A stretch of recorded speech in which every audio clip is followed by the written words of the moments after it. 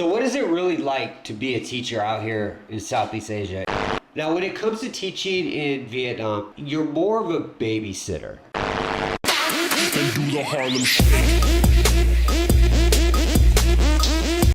And this is the sad truth of how Vietnam and Thailand education is. A lot of people like to dispute this, but at the end of the day, if you are not following some principles that we're going to talk about today, you will either get terminated or you'll lose a bunch of hours. But they're always talking about removing the crappy teachers. They're just destroying the country. They just show up drunk and they're teaching nothing and they're stupid. I hear all this stuff. And I understand it if this was like Singapore, America, Philippines, something like that.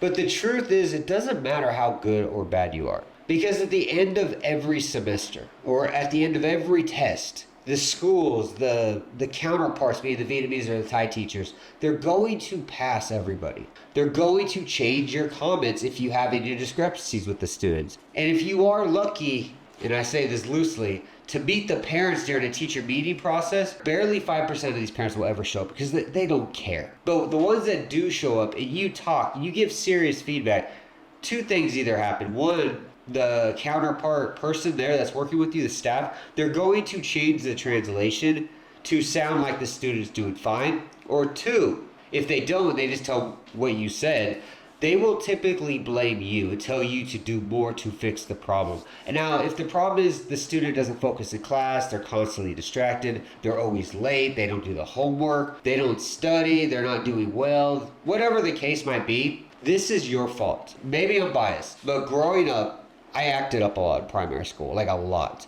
And every time this happened, the school called my parents. And my mom had to come pick me up. She dragged me out there like, what are you doing? You're making us look retarded.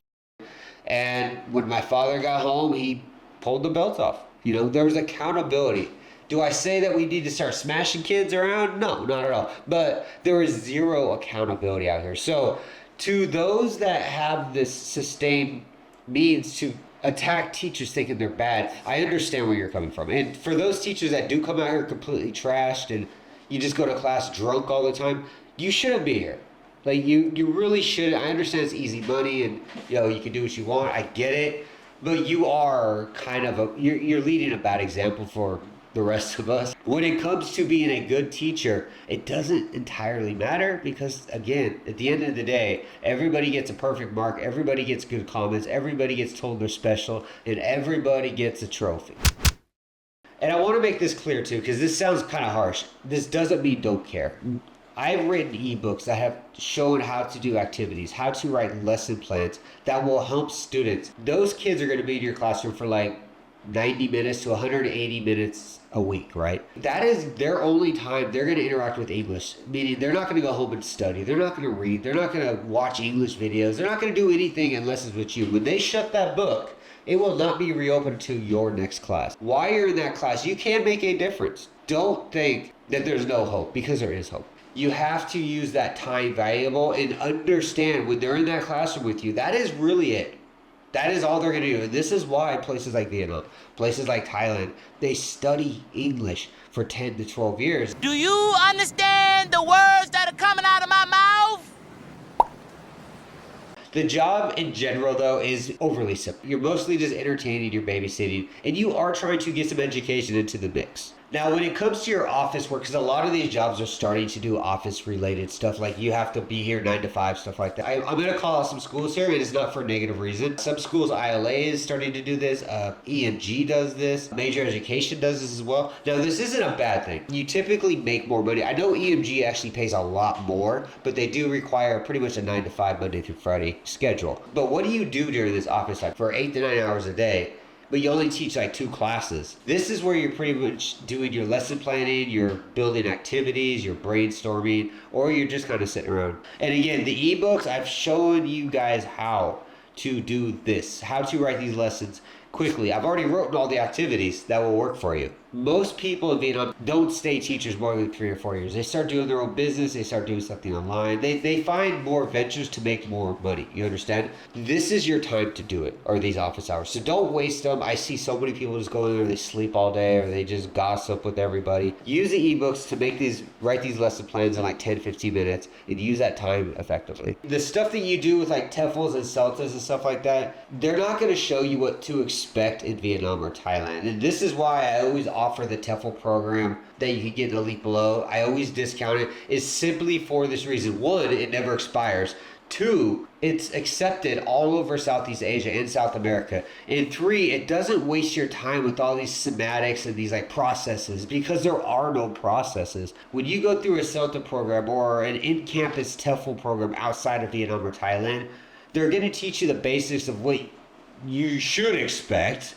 But the whole idea of like Asian education isn't what people think. Like, these kids aren't overworked in Vietnam. In Thailand, they sleep all day. In Vietnam, a normal high school day consists of between 4 to 6 classes, where there's a 30 or 40 minute break in between every other class, and there's a 2 to 3 hour break for lunch where they go home and just sleep. They're not busy. The TEFL below will get you what you need as in regards to certifications to get everything done. It is really that easy. That is pretty much the ins and outs of what to expect as a teacher. Now, what are you actually teaching is something that comes up a lot, is speaking and listening and the communication side of this. And if you are working at a public school, you might be teaching some grammar, give or take. It'll be basic stuff like is, are, what, why, like where the verb go, things like that. But it's typically just speaking. When I do grammar myself back in the day, I always taught communication grammar. I taught them how the grammar rules work in real life or real time.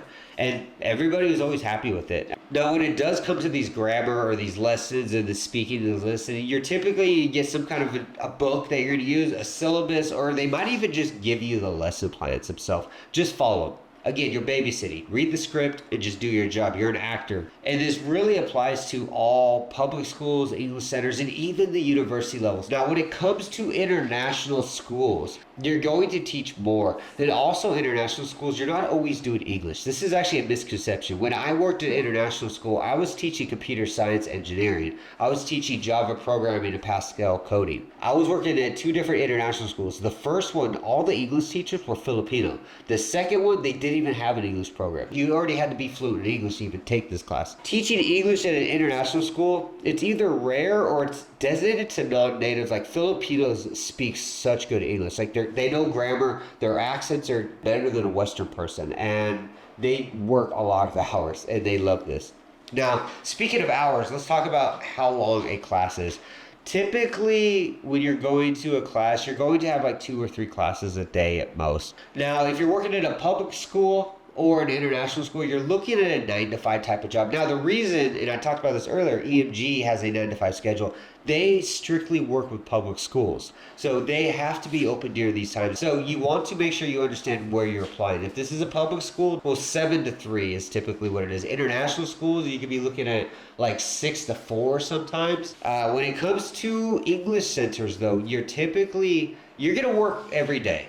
Mornings and nights. It just depends on the schedule they give you. Typically, if you're a native speaker, you're going to be mostly focused on the weekends. Friday, Saturday, and early Sunday, not so much Sunday nights. The reason for this is English centers are an additive to public schools. So they don't make a lot of business. They don't get a lot of customers during the daytime. Typically, these are adults and high school students. You're probably not going to get those. Most English centers have non-natives do these times because there's just not enough classes to justify paying a native teacher. And I want to kind of go back to the international school. This video I'm going to talk about a little more than I ever do, is to be a teacher at international school, you have to be registered as a teacher in your home country. So if you're working at the International School of America, you have to be an American certified teacher.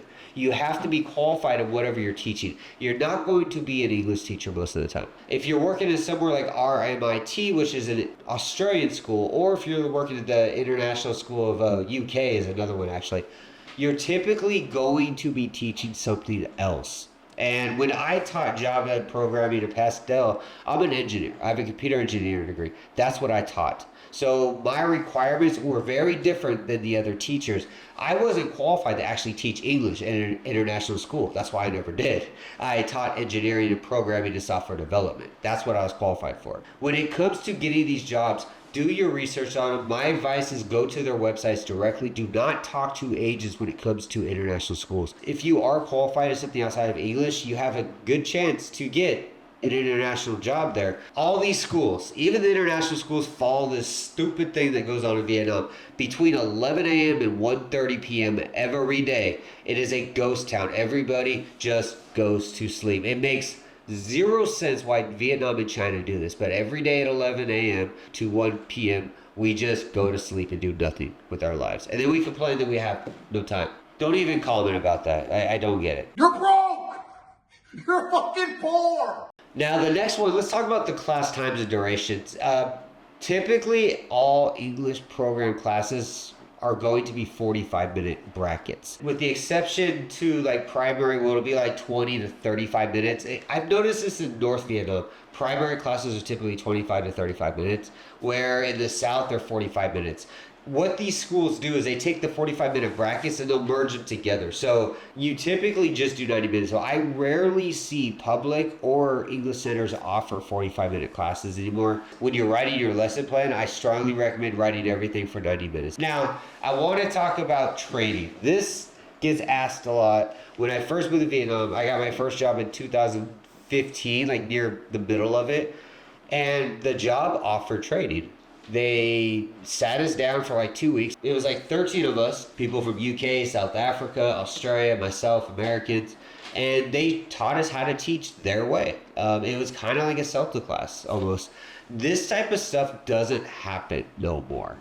When you get hired, they expect you to work immediately. They expect you to know what you're doing. This whole idea of you got a degree and you finished university, you flew to Asia, I'm gonna be a teacher, is over.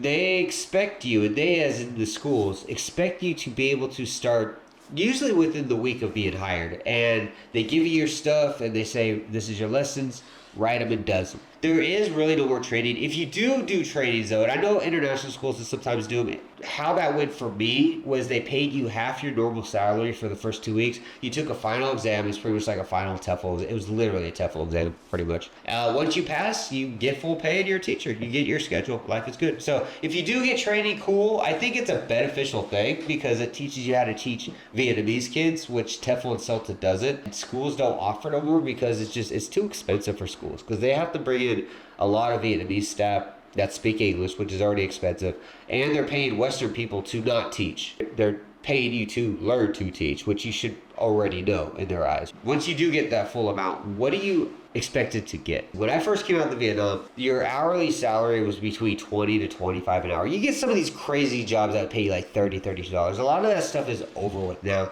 The general pay in Vietnam is for private or online is between $7 to $10 for native speakers.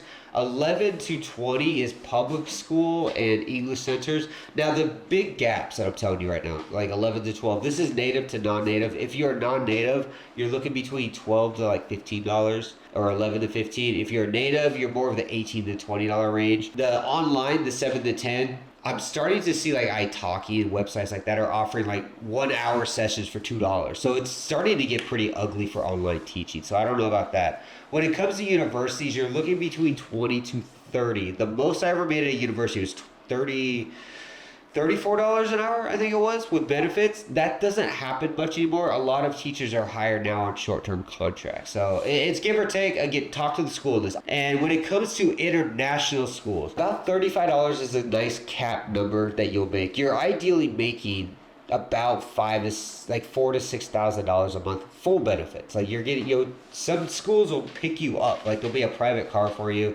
rental assistance, or they just give you a house. Like really cool benefits. The catch to this though, besides the qualifications, is you're typically on a 3 to 7 year contract. These are not short-term jobs. These are commitment jobs. So that's kind of your pay. Now when it comes to Thailand, take everything I just said and multiply by 25%, and that remaining 75% is what you'll make in Thailand. Thailand's salaries are extremely low, and if you're Filipino, which a lot of you guys work out there, I don't know why, like they pay you so little and they work you twice as much as Vietnam. Go to Vietnam, the pay is better, and you guys have a better chance of getting international schools, better chance of getting universities than Western native people do, especially in South. I think in Singapore international schools typically hire Filipinos only now, exclusively, and the pay is good. Like you're looking at like $2,000 to $3,000 a month, and they give you like 5 year contracts. It's awesome. So check that out. Speaking of that, what qualifies a native and a non-native teacher? The difference really is the country you're from. America, Canada, UK, New Zealand, South Africa are native nations. Places like North Africa, Spain, parts of Europe like Scotland, Philippines, South America, these are non-native countries. What this means for Vietnam is paperwork. There is no racism in this that people like to display. Filipinos have to do extra paperwork to get a work permit in Vietnam. When it comes to the pay though, I want to go back to that a little bit. Since post-pandemic, most native and non-natives are now getting paid pretty much 20 down the line when it comes to English centers and public schools. So kind of expect 20 to be the normal, like 17 to 20 is kind of the new normal. As long as you got good English, you're pretty much good to go. There is that difference. If you've never taught before, I always suggest South Vietnam is a better place to go. If you're non-native, North Vietnam is typically a better spot to go where your hiring opportunities are much more. They don't typically hire native people in the North as much as they do the South. I guess while we're on that, let's talk about the requirements. What do you really need to have? The first one is a background check. And a little secret on that, if you've lived in Vietnam for 3 months, you got the visa to prove that you've been here for 3 months, you can do the background check here. If you're American, you can pretty much do it here immediately. There's no reason to get an FBI check or anything like that anymore. That used to be the thing back in like 2012 and stuff like that, but nowadays you can just do them in Vietnam, and it's pretty much local. They just want to make sure you haven't done anything in Vietnam illegal. When it comes to like certifications, obviously you need a university degree, but you also need a TEFL.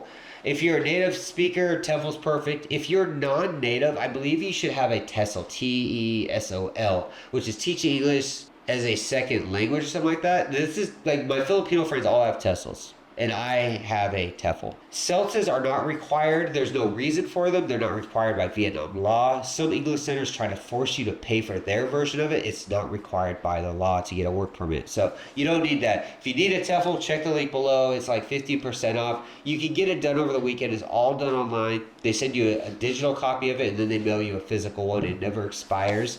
That's all you need for that. Now, if you are non-native, you need a C1 certification as well. You do this in your home country already. If you're a native speaker, though, you don't need to have this. Now, speaking of notarizations, Vietnam has changed the rules, or every country changes the rules. I don't know.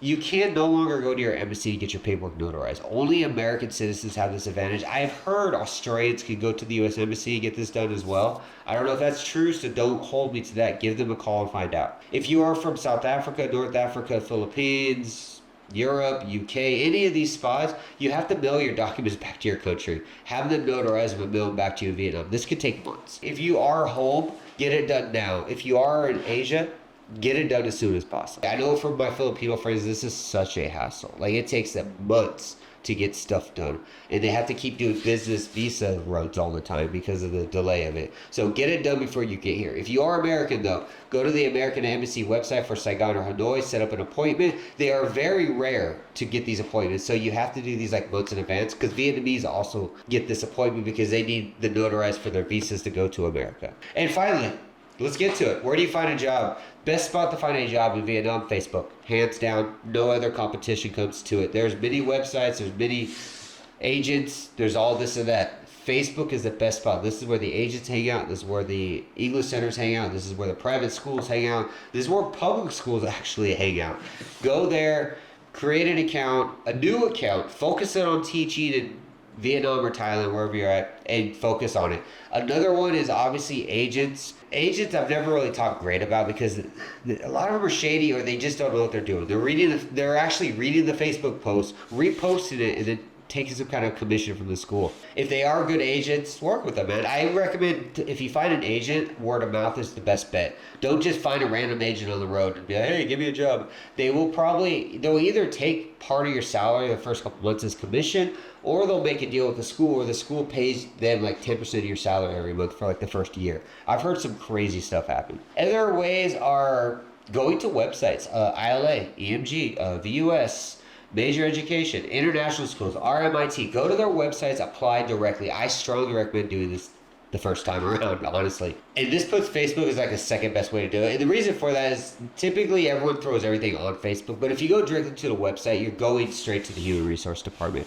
And I did a video on how to apply through these guys, because applying through an English center or an international school or a public school, you're going to deal with Vietnamese people that don't understand your English. So I did a video on how to prepare yourself for that and how to set up the best CV and the best cover letter, so you can pretty much guarantee you'll get a call from them, no matter how bad your CV might be. And that kind of does it. So hopefully that answers questions on pay, what to expect, where to get jobs, what qualifications you need, where to get a TEFL, ebooks that can help you, and activities and lessons that you need to get these classes done. And again, if you need help with activities, lesson plans, or if you just don't know what you're doing, check my e-store below. I got everything you guys need that comes with activities, lesson plans, what to expect in a classroom, and demo lessons. Everything has been covered. I have taken so many notes in my decade in Vietnam, and I've put them into books to help you guys out. If you need a TEFL, check the link below. Get it done over the weekend. Literally, the TEFL, it took me like 2.5 days.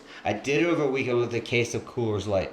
Yes, I used to drink Coors Light. I'm sorry. But you can get it done. You get a digital and a physical. It never expires, and it's given out by the Kingdom of Thailand. It's well respected out here. But with that being said, guys, if you have any other questions, let me know. If you're in the members group, ask me there. I will give you detailed answers, way more than I can in the public forums, just because YouTube blocks a bunch of stuff I say. But with that being said, guys, I'm going to get out of here. Thanks for watching. I will see you again.